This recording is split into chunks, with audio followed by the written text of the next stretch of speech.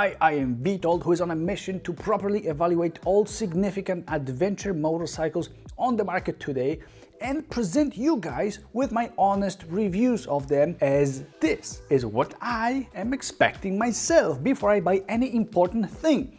I would like to have it independently tested, so here I am. I have already done so with all big adventure motorcycles in the big adventure motorcycle segment, and now you're seeing me on middleweight adventure ones, where Suzuki just entered with their totally new model, a V-Strom 800DE. And shit, I used to be a long-time V-Strom 1000 owner.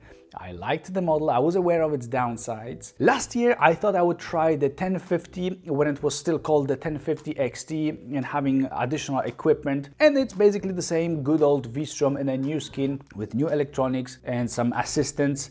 But this thing here, the 800DE, is a completely new thing that does feel different. So it is an actual step into the new territory for Suzuki, and they have freaking done a few awesome things with this bike, like cloning BMW R1250GS's #1 best feature, in my opinion at least, and I'll tell you what it is, as literally no other motorcycle had it till now, just this GS and the new V-Strom 800. It is largely a reason why so many people would buy GSs around the world, so I see a potential for this mid-size V-Strom because of that. When I sat on the 800DE, I felt quite familiar with it, as it looks just like the V-Strom 1050 from the side, just slimmer here and there, but mostly similar on top, and also with a larger, because 21-inch front rim. So also from the side it's having a little bit of a different proportions, a different line than the regular, than the 1050. Because of that, but close to 1050DE with also larger 21-inch front rim. All of these V-Stroms 800 and 1050 have 17-inch rims in the rear. It's just that the 1050D is crazy tall compared to the 800D, discouraging a little bit for someone like me, being 183 centimeters tall or 6 feet tall. But the 800DE is making you curious. When you look at it and when you approach it, it's like saying, come on bro, try me out and you'll see what I've got. So I did, and let me tell you how it is to ride. So first of all, there is no keyless ignition or fuel cap that is keyless available for this bike, but Suzuki gives you a standard, their one push start. So you just press a button once without having to hold it, and the bike starts on its own. I really like that. And you can't, I think, go wrong with it. The bike does it all for you. So some first points here. Then setting off is one of the most pleasant and easy experiences in the whole adventure segment, both large and mid-size bikes included. The clutch is easy to feel, to understand, and the bike sets off with confidence despite having ride-by-wire throttle. Ride-by-wire always feels a bit numb, but here it's not like in many other motorcycles that you're wondering whether this time it will stall or not. No, it feels solid to the point that it is actually worth mentioning here. And look, it is not a small bike. It's tall, with 85.5 centimeters of seat height, which is not adjustable, by the way. I had no trouble reaching the ground comfortably or getting on the bike. It's also weighing similarly to others, around 230 kilograms with fluids and fuel. All that weight is manageable to me when riding, but when pushing it around, it's not that much fun. It's a bit top heavy, like Suzuki sometimes are, but then wait for the first turn and a absolutely shocking feeling making you look down to make sure that you are on a V-Strom 800DE and not on a BMW R1250GS. Why, you ask? Because it turns in a sick way. It's like you are plugged yourself into the bike with your butt and legs, and both of you work absolutely totally seamlessly like one together. This bike turns in an amazing way with incredible ease, and when you experience that, it generates that funny feeling that's hard to describe, but it makes you simply have good feelings towards the machine. You want to pet it, you want to stay on it. It's a cooperation. You don't want to leave it in the garage when you go to sleep. No, you want to invite it under the blanket, or you would move your bed to the garage right next to it. And this is how nice and how cooperative and how simply extremely encouraging V-Strom is when it comes to leaning left and right when turning.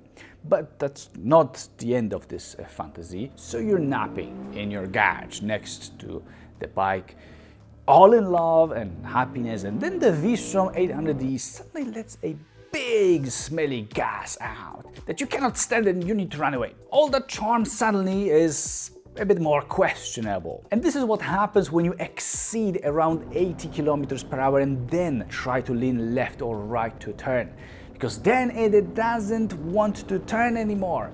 And it's another shock, because how is that possible? How can it be so amazing below 80, over 20 up to 80, and then turn into a little monster that feels no longer like R1250GS, but exactly like, let's say, a KTM 1290 Super Adventure R in some circumstances. You need to hang on to the handlebar to force the bike to turn, and there is fear in your eyes as it doesn't want to follow very much. Well, yes, it's not perfect here all in all. So the bottom line is that if you want to be as happy as it gets on a motorcycle, on this 800DE, you will be if you mostly ride up to, let's say, just to make it simpler, up to 100 kilometers per hour on a mountain road, or if you live in a smaller town without highways around. So still, my point is that Suzuki achieved an almost perfect behavior, and you will feel it below 80 kilometers per hour. Actually, it starts to be noticeable from around 20 kilometers per hour or so, as below that it's a bit wobbly, probably because of that long travel suspension, and so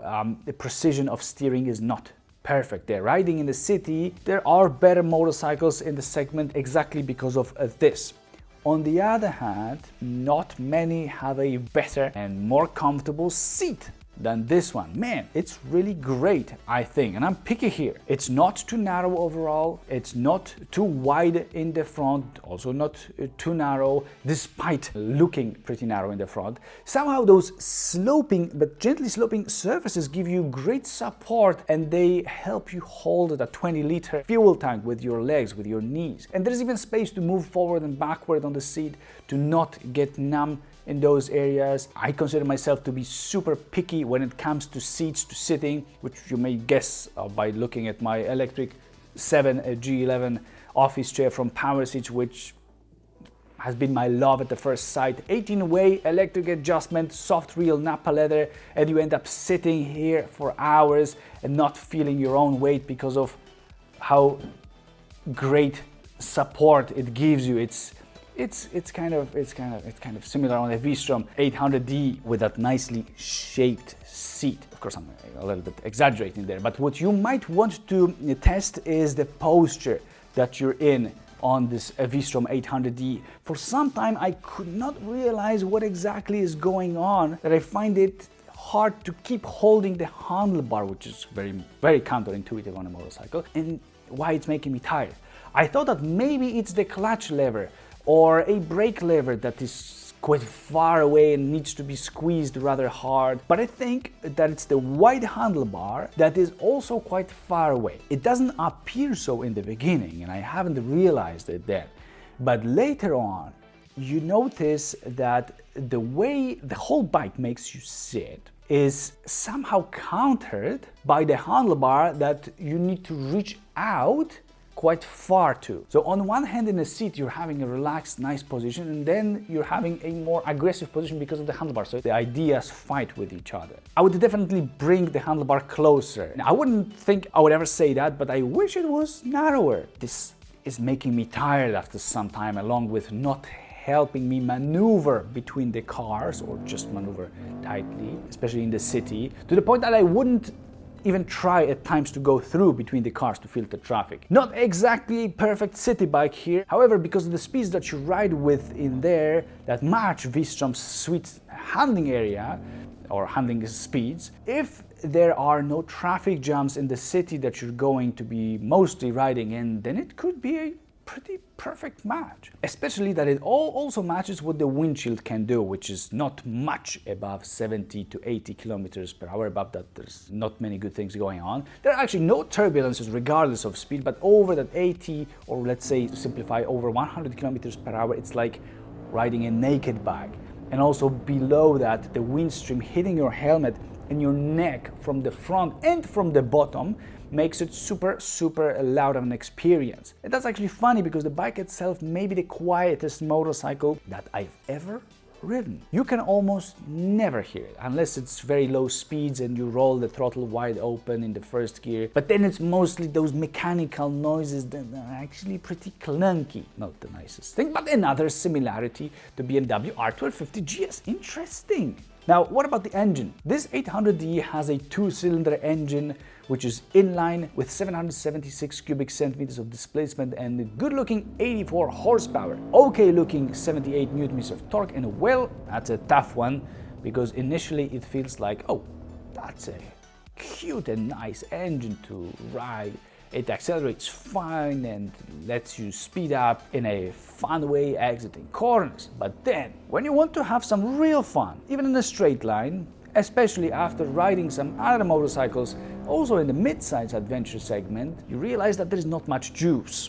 And this is a bit strange, since the engine can easily pull at 60 kilometers per hour in the 6th and last gear, and it's fine. It then feels just like those above 1 liter motorcycles do, or even better than some of them. But then you drop 1, drop 2, 3, 4 gears with the throttle wide open, and there is not that much fire. There is much less fire than some would expect. It's definitely much less than I would expect. At the same time, your right wrist becomes a rattlesnake. What that means? Well, snake, because the motion of the throttle is so insanely large that you need to bend your torso, like that, in the right way also, to be able to fully open it, or you need to change the grip in the meantime, so, doing something weird. And it's rattle because after such a ride, your wrist will hurt and rattle like mine does now.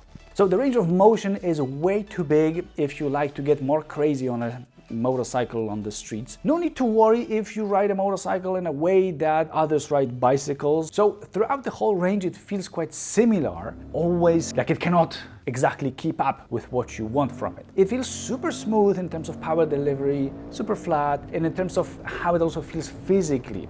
Just so it's, not doing any weird things, no shaking, no jumping, no losing parts on the way, just chilling at the traffic lights. I had to check the rev counter to make sure that the engine is on. And that's also because it's so quiet, but there's really no shaking, no vibration. So it's a cozy place to be in terms of that as well. And comfortable, especially if you've got much longer arms and you can reach that handlebar more comfortably. Pushing the engine is not the way to go with this bike, and you may be disappointed if you have high or if you have expectations like towards some other bikes, which they fulfill in this category. Another thing is that the higher the RPM, the more you feel like in the kindergarten with random people coming to you and tickling your little feet to tell you how cute you are. The foot pegs are vibrating like crazy, I mean crazy with capital letters. I could not notice any other place in a bike that would vibrate pretty much at all, that I would know, that I would feel during riding, but this is sick here, those foot pegs. So riding at higher speeds, it may be very hard to deal with for some. I usually don't have an issue with vibration and I avoid highways on a motorcycle. I take a car instead for such rides, but the level of tickling here through still that rubber needs absolutely to be addressed by Suzuki. I don't see people spending 3, 4, 5 hours with something like that. V-Strom 800DE is an interesting bike, but if you will not be getting mad on it because of that. So yeah, the engine, it doesn't have clear weak spots, and that's also because it doesn't have any especially great spots, and it, to me, lacks some kick throughout the whole range. There is a quick shifter which may be helpful, but it works generally quite hard up and down, and with a clear brake in power delivery, you will feel that forward-back motion of your head when you upshift. I feel that the gear lever has a pretty short range of motion, which is combined with it generally working hard also without engaging necessarily the quick shifter. It makes it not the most precise because of that, because you can't really feel very well. But this is just an observation and just the way it is, nothing good or bad, I think. Especially that foot pegs are located the way they should be for someone like me, and the knee angle is still somehow totally fine. I had fine access to both levers down there. Now, because of that mediocre performance, you may want to quickly reach for the gear lever at some point.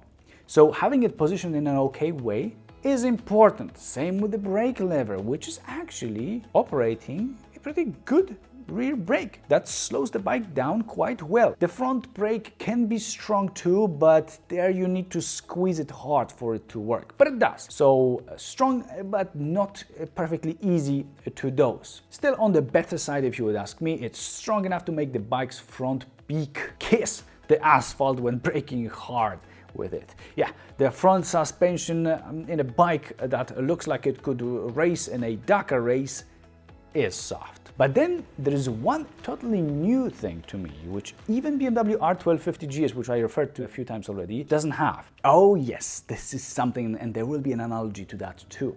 So overall, I found the bike to be on the softer side, and this is what I expected, looking at astonishing 22 centimeters of front and rear suspension travel. There are also 22 centimeters of ground clearance, which is a lot in the segment, especially considering that 85.5 centimeter seat height, which is very approachable considering that ground clearance and huge suspension travel. It can be a super competent off-road bike for shorter riders, I think. The bike really does great on all kinds of surfaces, as long as they are not, of course, extremely bumpy, because then it will kick like other motorcycles. There's this moment when it stops being super amazingly nice and then just poof, kicks you. So I enjoy the way V-Strom 800DE manages itself over all the bumps and potholes, as especially that front suspension feels like air suspension available in some cars. And this is what you get if you want the most comfortable ride. You can still feel something, but it's like it was happening somewhere far away in another country. Here it feels exactly the same, like it's having air suspension, which it doesn't. It's got conventional suspension. This is freaking awesome, as it makes you look for potholes just to ride over them and see how much of that will be transferred through the seat into that one important part of your bodies. And usually it's not much. So I am truly and I'm deeply impressed with what Suzuki have achieved. You may also play with rear suspension stiffness using that knob, which turns light enough so that you can do it while being on a bike. Front suspension also adjustable manually, but you need to have some tools for that, like a tool in a form of a coin, which is a tool that can adjust and fix many things in life, especially when it comes in large numbers. So obviously I haven't touched that during my time with the V-Strom, but I think that Suzuki could have added a more manageable solution with some knobs, something on top like some other manufacturers do, that you could twist the settings with on the fly without stopping and looking for stuff in your pockets or taking a flat screwdriver. Come on, do you want us to ride with a screwdriver? I wonder how that would end in case of a tiny little crash or when off-roading. But I guess the answer is yes, they want us, because this is also how we may adjust the windshield. I'm not sure if it's worth it just by looking at the small range that it offers, but yes, for that you also need this time another tool, which is a Tuareg tool this time. So close, but so far Suzuki yet again. Anyway, this is a comfortable suspension setup with long travel that most of the time doesn't feel like it's having that long travel on the streets. It's just a bit wobbly at the lowest speeds, below those mentioned 20 kilometers per hour. In high-speed turns, once you get it where you want it, you hang to that handlebar, you just fight with it, it's gonna stay there, it's not gonna be nice and pleasant likely. Okay, so knowing that, what is there to play with in terms of tech? Not much. The nice display lets you change traction control sensitivity, it lets you change riding modes and ABS settings. Traction control and ABS of the rear wheel may be switched off completely. Nice that there is a quick and easy access for that. Riding modes, I stayed with the letter that allegedly means all power. But again, just like in 1050, I'm not a fan of giving the settings descriptions of 1, 2, 3 or A, B, C, because then is 3 more traction control intervention, or is it more hardcore, so less intervention? In other words, what do the numbers and letters result in? You need to take a marker pen and just write the description somewhere there on the fairing, or just set it once and leave it the way it is. But then, because of how limited the menu is, at some point you will likely mess up those some of those settings at least, and you will have to know again which is which anyway. So the rest on the dash is just basic information, including onboard computer with data like trip, range and air temperature, which is a nice addition, by the way. There's no hidden menus, there's nothing down there. It's a very clear design of a display to look at. I, however, absolutely hate the mirrors that are cut in there outside the lower corners in a way that makes me unable to see what's on the road behind me where it matters the most. So on the sides, on the tarmac, not in the air, which is not the cut part. These I would have to replace with something more useful and likely square. One more thing to keep in mind is that these tires are not tubeless, but they are tubed. So you need special tubed tires, and you need to be aware of what they are and make others aware of what they are if you wanted them to replace those tires. Don't ask why Suzuki have done that. There's also no cruise control, no keyless access, no cornering front light, despite it being LED already and one of the ugliest creations on earth. My God, Suzuki. Are you trying to compete with new BMW car designers in who launches the most disgusting vehicle of the 21st century? I of course apologize to those of you guys who like the face of this V-Strom 800DE or like the new BMW 7, i7 and 7 series, the 4 series or X7. Back to the V-Strom 800DE, I could feel at times that the engine was getting warm, but I would say that it's normal warmth, and it also never bothered me. It did bother the bike once as it switched the fan on, but just like the exhaust, they are very, very, very quiet. In terms of tech, there is not much in the end, but this is also reflected in the price, which seems, well, to me, it seems like an unusually fair price. I think, in the end of the day, it may be very much worth to pay for this V-Strom 800DE, buying it new, with sick prices of new motorcycles, especially of the big adventure segment, with many of these being 50% more and some twice as much as this V-Strom 800DE, is totally worth the money that they ask for it. If you like what it gives you, obviously, so when it matches your riding style and where you would be riding this bike. I'm very happy as it restored my faith in motorcycle manufacturers. Seriously, this is a good deal, I think. But would I personally pay more to also get more where I would want it? The answer is yes, I would. So we're basically where we started. So to sum up, we've got great handling between 20 and 80 kilometers per hour, super comfortable suspension, fantastic seat, but an ugly face, not the most explosive engine, wobbly at crawling speeds and also hard to turn at higher speeds. So I'm giving it a 7.5 out of 10 overall. I think it could have been just a 7 for the bike itself if I would not take into account what great value it is offering when you're buying this V-Strom 800DE. The main competitors are, as some of you guys asked me to mention that, a super expensive Ducati Multistrada V2, a crazy KTM 890 Adventure, a very correct Triumph Tiger 900, BMW F850GS, which is quite similar to this V-Strom 800DE in many ways, actually, and the new Honda Transalp 750. These would be the closest. I hope that you find this video useful and appreciate me being very straightforward in my reviews. And by the way, the new gray color of this V-Strom 800DE looks super cool, I think. So now subscribe to see the upcoming reviews and comparisons, and you may find it interesting to check my review of the bigger V-Strom, the 1050, which is linked in the description. See ya! Whoa! Japanese technology.